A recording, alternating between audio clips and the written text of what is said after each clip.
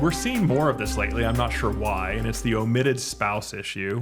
And this typically arises where somebody creates a trust or an estate, and then years later, a year later, 10 years later, doesn't matter, they meet somebody and it blows them off their feet and they fall in love and they get married and they live for another couple of years and they die, but they never address the previous trust or will they created. They never update it. They never talk about their future spouse because how could they have known it at the time they made the trust?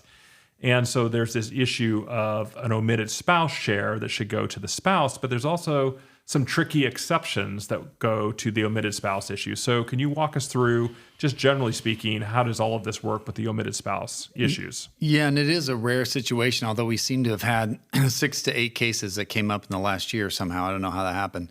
So yeah, you have a marriage, or you have a trust or a will being created, and then after that you have a marriage. And it doesn't matter if it's a day later, a week later, a year later. Now, the interesting thing is when that happens, when a marriage happens after a trust or will is created, the omitted spouse gets what we call an intestate share. So it's as if the will or trust had not been created. And an intestate share means that they get all of the community property and either a half or 1/3 of the separate property of the deceased spouse, depending on how many children the deceased spouse had. But they're going to get something, and it's not going to be a small amount. The exceptions in the California Probate Code are really quite specific. And so one way that you can have an exception is if the trust or will document specifically anticipates the marriage and disinherits the spouse anyway.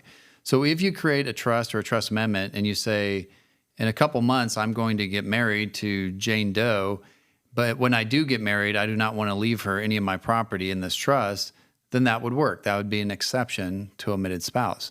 The other thing you could do is you could make an amendment to your trust after the marriage, because now it's no longer admitted, because an omitted means you made it before. So if you do an amendment after your marriage, that also would get you out of the omitted spouse statute.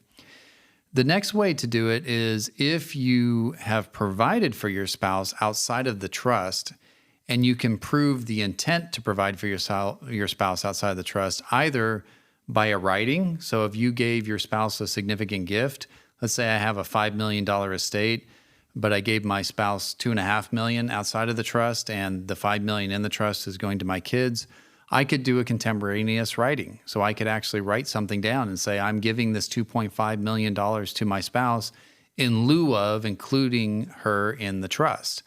And that would be an exception. Or you can prove it just by the sheer amount that went to the spouse. So the fact that you're giving your spouse $2.5 million, that's a significant amount.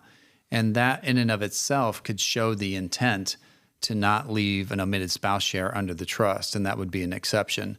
It's not the best way to do it. The better way to do it is amend your trust, but that is an exception. And the final exception is if the spouse is a caretaker.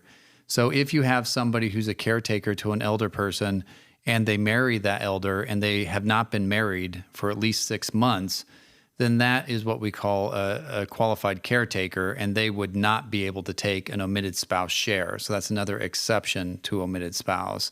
So there are a number of different exceptions. It's not an absolute guarantee that the omitted spouse is going to get something.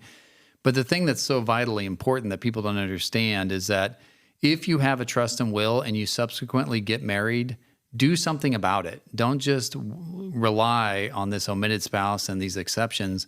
Go in and do an amendment to your trust and will and clean it up. That's the best thing to do.